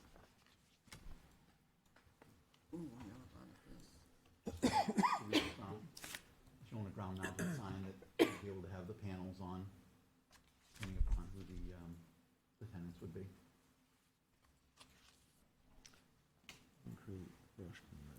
So it was right, in terms of these two buildings, one building looks like it's divided up for multi-tenant and the other is not, is that correct, or am I mistaken on that? So maybe I can speak to that one. The buildings themselves are typically marketed as speculative, which means that the tenant is not selected yet. We're pursuing a couple of various tenants. Whether that tenant were to take the entire building or they would take a portion of it, we design it for flexibility. Gotcha. For Kind of marketability modular, standpoint, so to yes. speak. With the sign, it doesn't look like it's a brushed metal panel, so it doesn't look like it's backlit or anything. For what's on the building itself, are you speaking to? The monument sign, sorry. Oh, for a ground sign?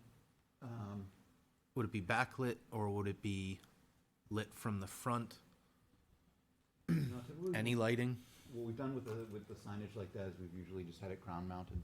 Light on it hasn't been a backlit sign for those ones there because of the metal paneling. So it would be uplit. Yeah. Would it be possible to do a downlight instead? Yeah, I don't see Just why so not. that we're not projecting lights upward? Yeah, I can look and see what we've done on previous ones like this, yeah.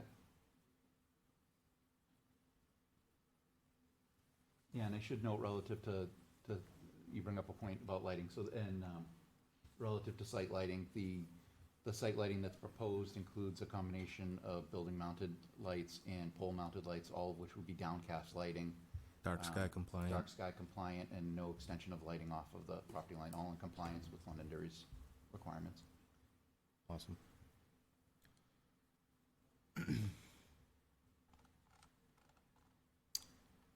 You happen to know what page your landscaping plan is on? Yes, landscaping is, it's, sheet, should be, I think it's sheet C6.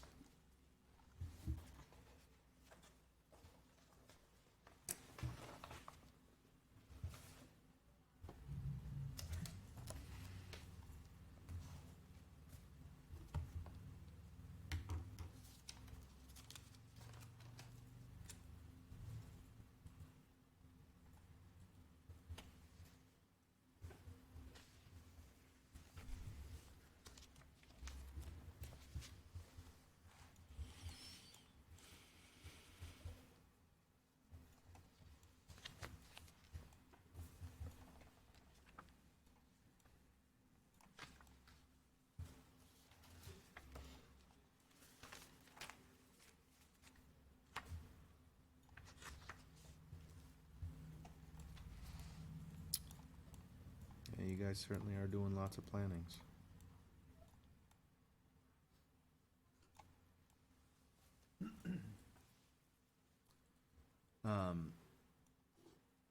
As far as mechanicals, you're gonna be roof mounting most of them?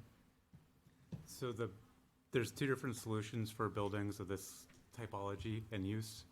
What we generally see and what this developer actually prefers is that the mechanicals that are heating the distribution warehouse storage areas are generally actually hung inside of the structure itself. Yep. So they're blowing down into it, so they're not up on the roof.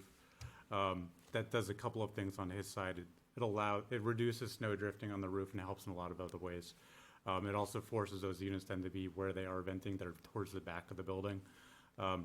Where there are mechanicals up on the roof, they would only be in the locations where the offices are, and those would be smaller units because the office itself is small. And then we set them back off of the edge of the roof, usually between 60 and 100 feet. So they're set far back, and then the building itself is also approximately 46 feet tall. So when we look at the two of those together, the lines of the sites work out, so you don't see those smaller units being up there. Okay. Any other questions or comments? No, no.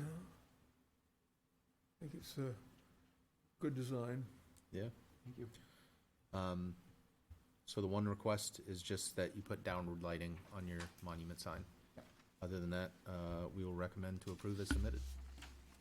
Thank you.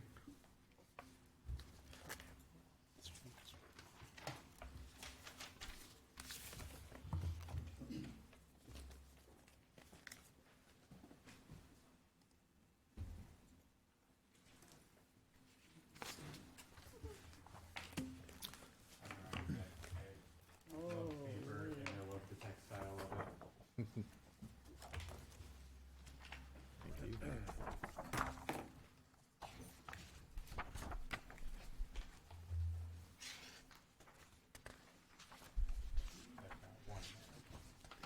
Yes. Thank you. Next item on the agenda is for an application for design review of a site plan to construct a 175,000 square foot high cube warehouse, 60 Pettingill Road, Pepperidge Holdings LLC owner and Lansing Melbourne Group applicant.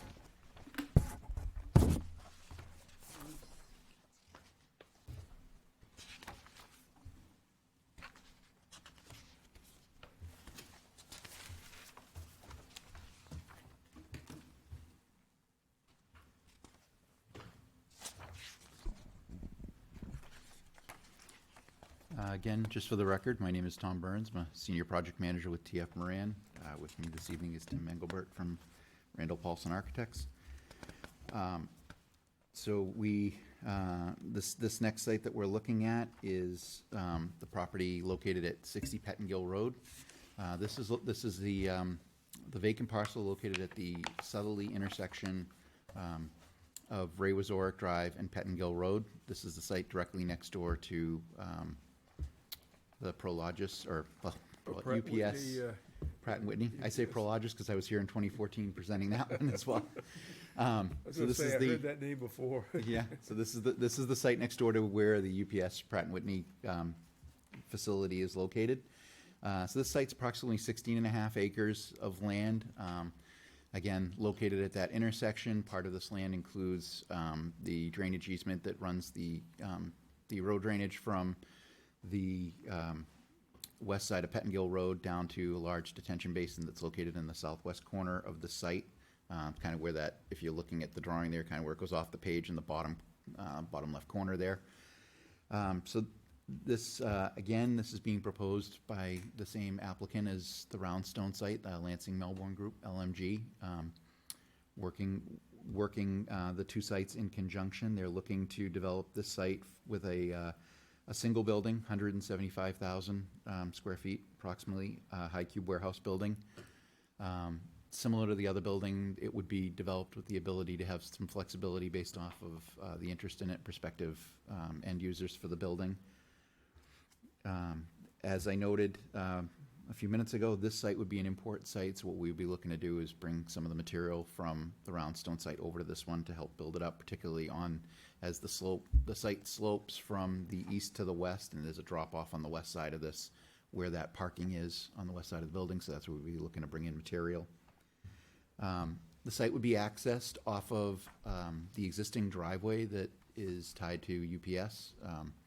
If you look at the drawing that's up on the screen here on the right now, it's up in that top right corner there. So in the northeast corner, there's an existing shared drive that has an easement that allows for access to the site. So what they would do is come in off of the stub that was already paved into the property for the site. You can see site access and driveway. It would be the circulation route would come down around the building. Loading would be in the back on the southerly side of the building, which is the downhill side, so it would be screened from view from the road. The site, the elevation of this, and it also drops off down here, so it will be down below in that area. Again, the site generally grades and drains from the west down to the southeast, so it slopes down. So we followed that kind of the natural grade in setting the building elevation and then the loading area, which would be slightly lower in the back. There's approximately 130 parking spaces proposed on the site. There's a potential for additional parking that we reserved an area that they could always add additional parking at a later time for it. As with the other site, site drainage would be captured internally with two large storm tech systems, which are subsurface stormwater chambers that would be located. One would be located within that loading area, southerly side of the building, and the other one will be located on the westerly side of the building. Again, no impacts to abutters. The site's being developed somewhat consistently with what was done again with when the UPS site was developed. And it's a similar type of use, obviously, high cube warehouse use, consistent with kind of like what was done there, FW Web, the FedEx site. So it's kind of just an extension of what we've seen of development along Pettingill Road since the road was built. Total land area is about 16 and a half acres, and total disturbance is around 11 acres, or redevelopment, I should say, of the site. Similar to Roundstone, the site was also mined previously. It was a gravel pit for a number of decades with material taken out. And so, again, that's why this is going to end up being a fill site, because this was mined a little bit more extensively down, so they'll be bringing material over to bring the grade up. Finished floor of this building would be at elevation 195, and as you'll see with the architectural renderings, it'll give you an idea of, for the rendering, where it comes from, looking at it almost from the intersection of Ray Wazorek and Pettingill, or from the drive aisle internal of our site. It's kind of taken in that corner, but you'll see that the building basically is going to sit finished floor almost flush with the roadway again, kind of similar to what was done on the other site. We used if you don't mind going to the landscape plan in the site plan package. I think should be the 7th sheet, maybe? Or, nope, 8th, maybe it's 8. Yeah. So, similar landscape palette as what we did on Roundstone. Again, taking the building size into account, taking the site into account. We proposed screening along Pettingill Road, along that frontage. We proposed the internal plantings as well as screening along the west side and along the south. Down to the south is a large swath of conservation land down there. Obviously, that's pretty well grown out now, so there would be no visibility really looking at the south side of the building at all. But we try to go with the same plantings, again, the same palette of plantings, so that we have mature growth that will help screen the building, really fill in the site as they grow, and we think kind of blend in with the site using native species to really kind of enhance the development and flesh it out into what we think is going to be a nice looking site when it's done. Again, as with Roundstone, we're looking at concurrent construction, parallel track with the timeline for the two sites, and ideally planning to start construction sometime in the spring on both sites. Again, I'll be happy to answer any questions, but if you'd like, we can go through architecture first and come back to both. Real quickly, again, similar to Roundstone, site lighting, same design, downcast, dark sky compliant, meeting all of Londonderry's regulations for site lighting. And we proposed a similar monument sign at the shared entrance drive where you come off the drive from, coming in off of the existing driveway stub on our site. So it would be internal to the site, but there would be the one monument ground sign.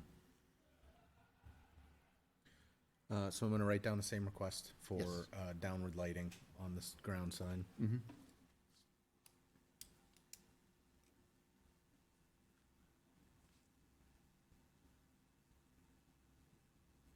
If you want, we can go through architecture and then.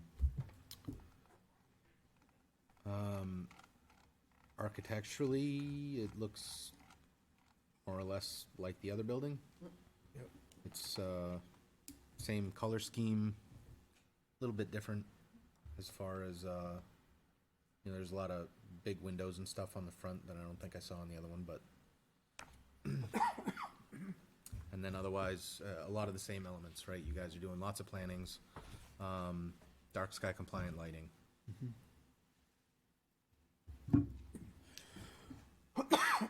Commissioners have any questions or commentary? I think the building looks good. Nice warehouse. Mm-hmm. Okay, I think The we can. lilacs are there. It's a different species though from the other ones. So It's okay. keep us on our toes. All right, I think we can recommend to approve as submitted. Thank you. Thank you. Thank you.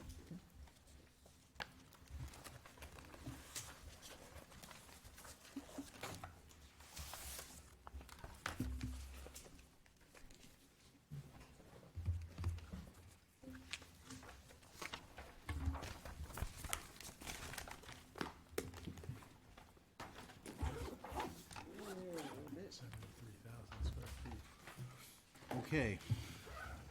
Item E of our design review applications has been moved to our November meeting. So we'll move along to other business, and we have the lookbook update.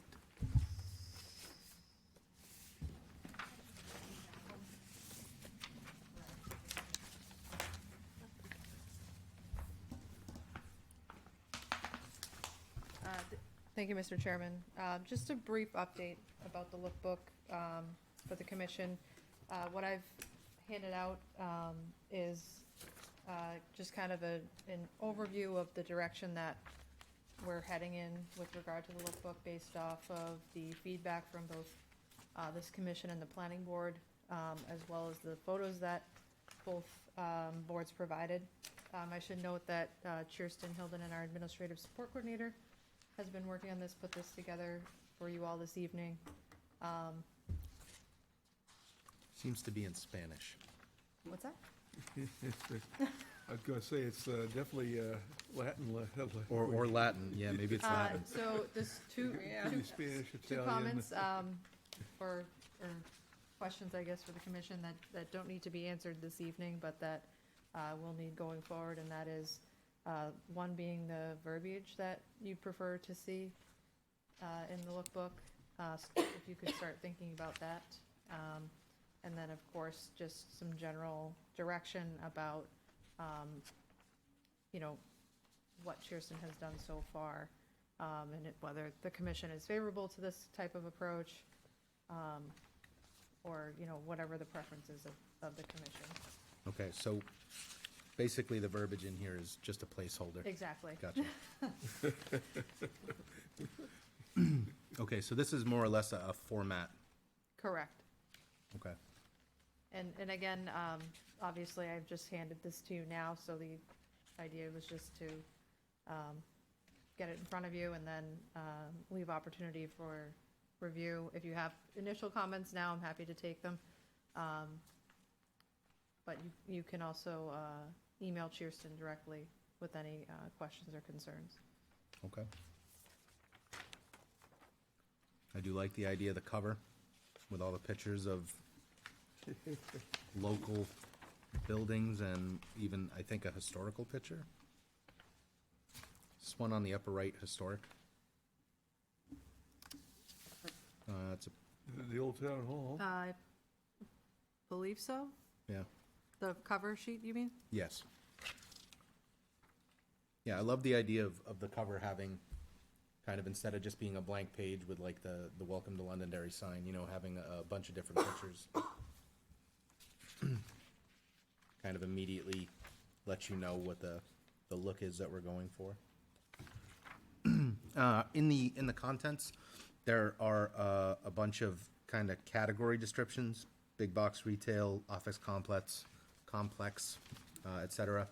And there are X's. Are the X's like we're thinking of putting pictures there to represent the So description? that would be my understanding. That's what the commission's intent was in our previous discussions. But of course, that I'll leave that to you all, if that's your preference. Okay. Personally, I think it makes sense. Yeah. Yeah. That is, it's a similar format as the 2013 lookbook, is to have the images associated with those categories. Yeah, it's good to be suggestive as possible. Okay.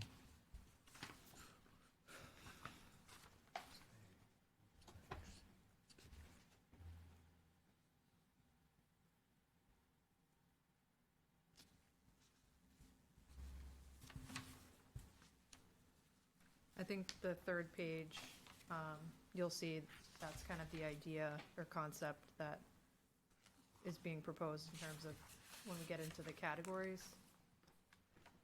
Having that image, kind of the focal point, and then the language, contents being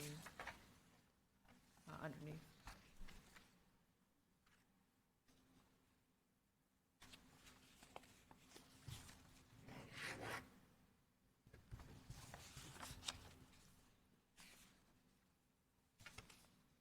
Would Cheerston start on this, putting it together?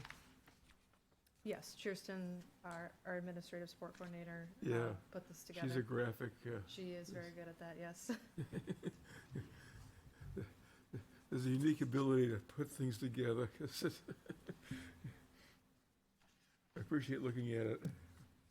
I'm not that way. Neither am I. So, but again, just to reiterate, this is just the purpose of this template, if you will, is to get a general consensus that this is the type of look, feel that the commission would like to, move forward with. But again, you don't need to make any decisions this evening. But I think it's good. The more pictures, the better, because it's a subtle suggestion, But and I mean, just looking at this, the collage is like it's very, very pleasing. So we could conceivably add other categories in addition to these, and but she would lay it out somewhat like this. Absolutely, yeah. And then it was also my recollection, Kelly, that there was probably way too much conversation about the mission statement when we got together with the other folks. And I think at one point I advocated for like a one sentence, no more than that type mission statement. And then there was even, if I recall correctly, some sentiment to, let's skip the mission statement completely and just get into the meat of the thing. So that's my recollection. I also recall you specifically, yes, you had a solid sentence or maybe two sentences that I think Yeah. the consensus was agreeable. That was months ago at this point. So. Assuming I can recollect what that I sentence believe it's in the was. minutes, or at least I wrote it down somewhere. Good, you're So a good Luckily, person. we have video. Thank you. yeah, Thank you. I do recall writing that specifically what you said. So. All right. I would agree with John. The mission statement should be simple, one sentence.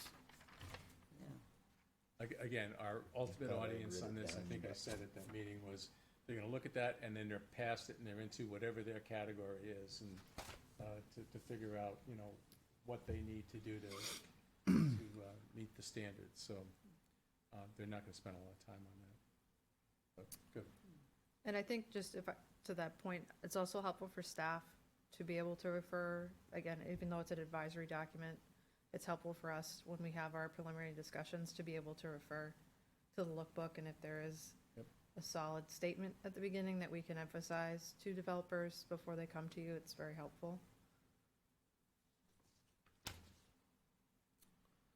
Yeah, we had talked, I think, about having like a 2-week period before the meeting where they had submitted their designs so that we could kind of review them and already have an opinion before they got here. And also, I think that'd be really helpful too, because a lot of time they come and they don't quite have enough, or they don't bring material samplers, or they don't have the colors. And if we were able to review some of this stuff beforehand, we might be able to call that out to them and say, hey, by the way, if you don't have samples for this or you're not sure on your colors, you might want to rethink, you know, coming to us without that, because we're probably going to ask you for it and make you wait longer. I know that's kind of outside the scope of this discussion, but one thing I was just thinking about is on the contents page, she's listing appendices,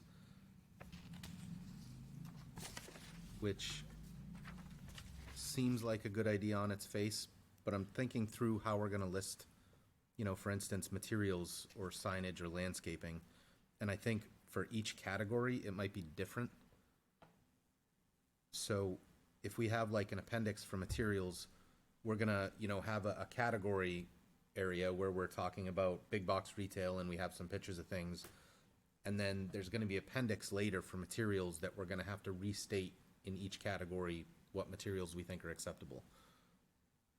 Right, so like we would be like acceptable materials for big box retail, X, Y, and Z, and then kind of have to restate office complexes and strip retail. I think it might be easier to kind of go over those things within the category space with the pictures rather than having it appendixed later. Just something to think about. It's gonna make a very busy set of appendices if we do it that way.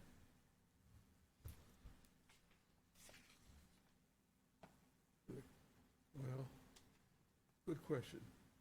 There could be some commonality of materials across them, but Yeah, but you know, like for instance, all of them. yeah, the industrial park versus multifamily and mixed use, they're gonna be mostly different, right? Yeah. Like we're gonna accept lots of materials in industrial that we would not accept in a multifamily and mixed use, like metal roofs, for instance, or, you know, concrete exterior surfaces without any kind of breakup.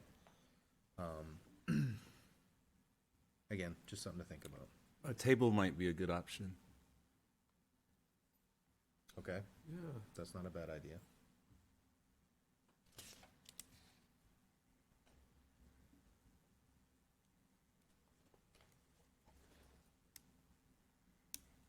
Yeah, that's how we ended up with tables on our site plans, subdivision regs, because it has a lot of information there. The verbiage would be 15, 16, 20 pages. That was a Tim Thompson thing.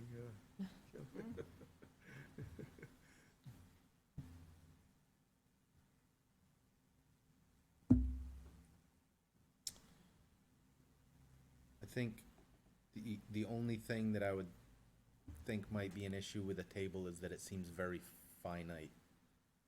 Almost like it's like, this is what you can use, which is not really what we're trying to do.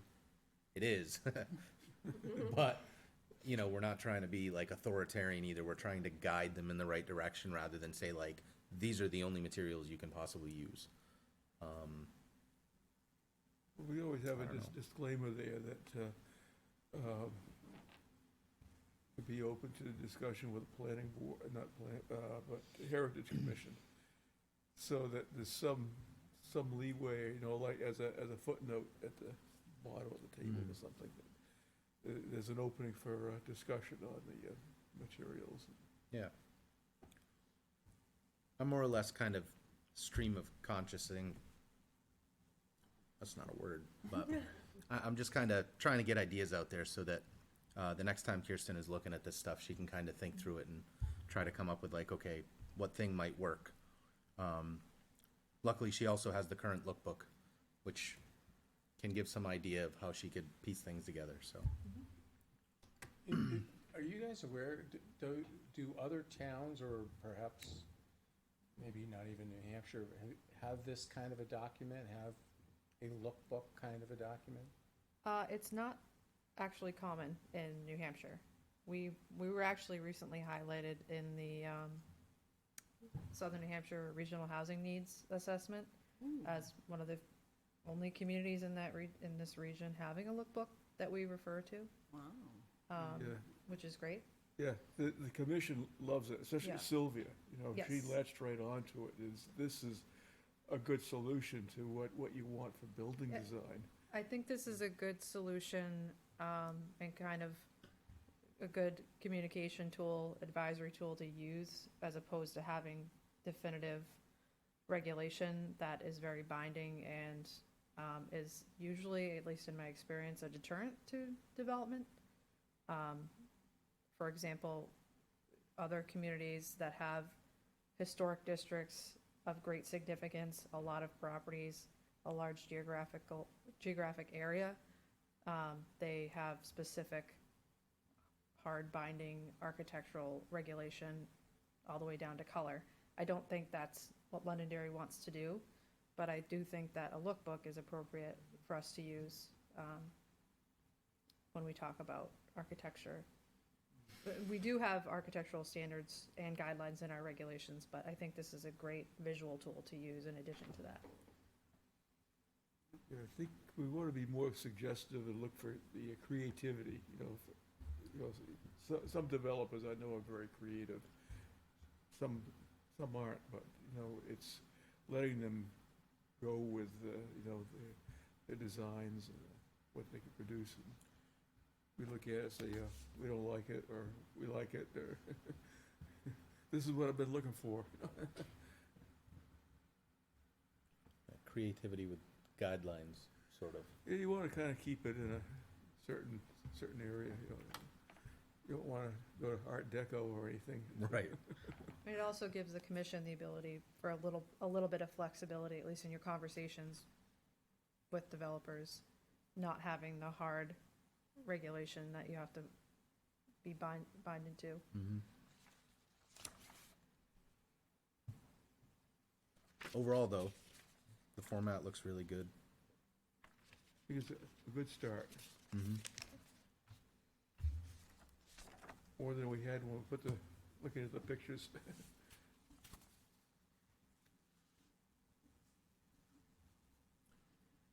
Is there any specific feedback that you guys were looking for, other than that? No, just, is this the good starting point? Should we keep moving with this kind of template format, color scheme? I think you've answered that. Awesome. Any other commentary? No, I think it's good. All right. That being said, next item on the agenda is adjournment. If anybody would like, oh, Mr. Mann? We talked briefly before, in terms of the potential opening. Can we discuss that, or is that? Yes, thank you. I'm glad you brought that back up. So we do have an alternate member at the moment, Mr. Lee Jeffers, who has not been present for many meetings. So unless, I haven't had any correspondence stating that he was. He has resigned. He has resigned, okay. Well, okay. All right, so we have an opening for an alternate now? That's correct. Awesome. Need two alternates? Do we have two? Yeah, we can have as many as three. Honestly, I would need to double check, and you know who's the expert on that? Kirsten. She has all of that up to date info. She knows it. Yep. I've had to go to rely on her on some stuff that, I look at in the town report, and they aren't correct. They're Some of not, them no. aren't correct. They're But not she all does correct. have the most accurate, up-to-date list, and in fact, I think she's going to be publishing it to the website in short order. Yeah, I sent her an email a couple of weeks ago Yep. on where we were at, where the mission was at and everything, and even Southern New Hampshire Planning. I told her to double check with, what was it, the secretary there, her name just escaped me. Linda? Yeah, Linda Moore O'Brien. Mhm. Linda is right on the money. So So I explained to her how that functions. It's different from the other town stuff. So Southern New Hampshire Planning Commission member is interviewed by the planning board. Planning board makes a recommendation to the governing body, which is the town council. That's all on RSA 36. So some good reading there. And then it specifies you can have any number of alternates. We just have had 3. But we have, the town now has 4 members, because if you have over 25,000 population, you can have 4 members on there, 4 full-time members. And those terms are for 4 years. So we're looking for some alternates right now for the planning commission. Speaking of alternates, could it be like a requirement? Because I did, when I was an alternate way back, I sat in on at least 3 or 4 meetings to see what we discussed, what we look for, all that, so they can get a feel of, instead of coming in cold turkey, if that could be worked out. I think that's kind of the idea of the alternate, right? Is that Yes. They don't have full voting They don't authority have yet? voting, Privileges, ability yeah. unless, there's a full-time member absent, then they get appointed to. But it's like on-the-job training, and that's Yeah. how basically any board committee is on-the-job training. I know the state was working on legislation to make it a requirement for a land use board member to have a certain level of training, and that didn't really fly too well up there, because basically our state reps said that, well, working with volunteers, you make a volunteer take a test, you're gonna lose them. So there's a test you can take, but it's optional. So there's no real requirement at all, other than even when, Living in town. in my work, when I interviewed people, as long as they had an open mind and could think, that was the first requisite, and then, some of their skills and everything. But, a planning board member, it takes, or even Heritage, it takes a while of being there. And usually I think land use board, you like to have a variety of experience. So there's always someone new learning from those that have been on there a while. I think if the commission has someone in mind that they think would make for a good alternate or member, then encouraging them to apply, and then if you, Mr. Chair or Vice Chair, wanted to attend the council meeting where the council is making that consideration and voice your support during a public comment period. I think that would be appropriate. It's a good suggestion. Strongly suggested to me that I take the Londonderry Leadership class, which I did take. I have also ended up voting at every single meeting I've ever been to. So I think, and having to excuse myself from votes where they were continuations and I just wasn't up to speed on. So I was out because I had foot surgery, but I think an alternate does, even if you're sitting in the back row, I think you need to be here. So I think that might be something that has to be really clear to whoever's volunteering. Yeah. Before we had, there's legislation now that says alternate has to participate with the board, and that's only recent history. Before that, we always had at Londonderry, alternates would participate also. The bulk of towns, the alternates didn't participate at all. I mean, they just weren't Committed. required or Yeah. committed or anything. And then the question is, what happens if you, don't have a quorum? That's where you need an alternate to vote for a regular member.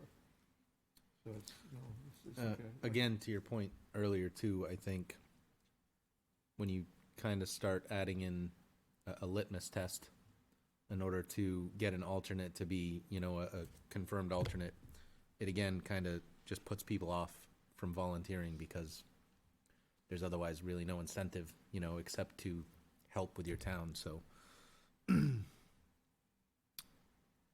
But we have a good record, I think, Yeah. for alternates for the most part. When people sign up, they sign up for a reason. They wanna help. They wanna be involved, and so they start showing up. And like you said, they learn on the fly. Yeah. I didn't realize how much I had forgotten until I sat down and started looking at all these plans. I was like, whoa, I've been out of business for a while here, haven't I? Yeah, you gotta keep up with it. And, it's like anything. You're away from it for a while, and you gotta try to remember. Okay. If I could have somebody motion to adjourn. Also move, Mr. Chair. Thank you. Second. Second? Seconded. All those in favor say aye. Aye. All those opposed say nay. The ayes have it.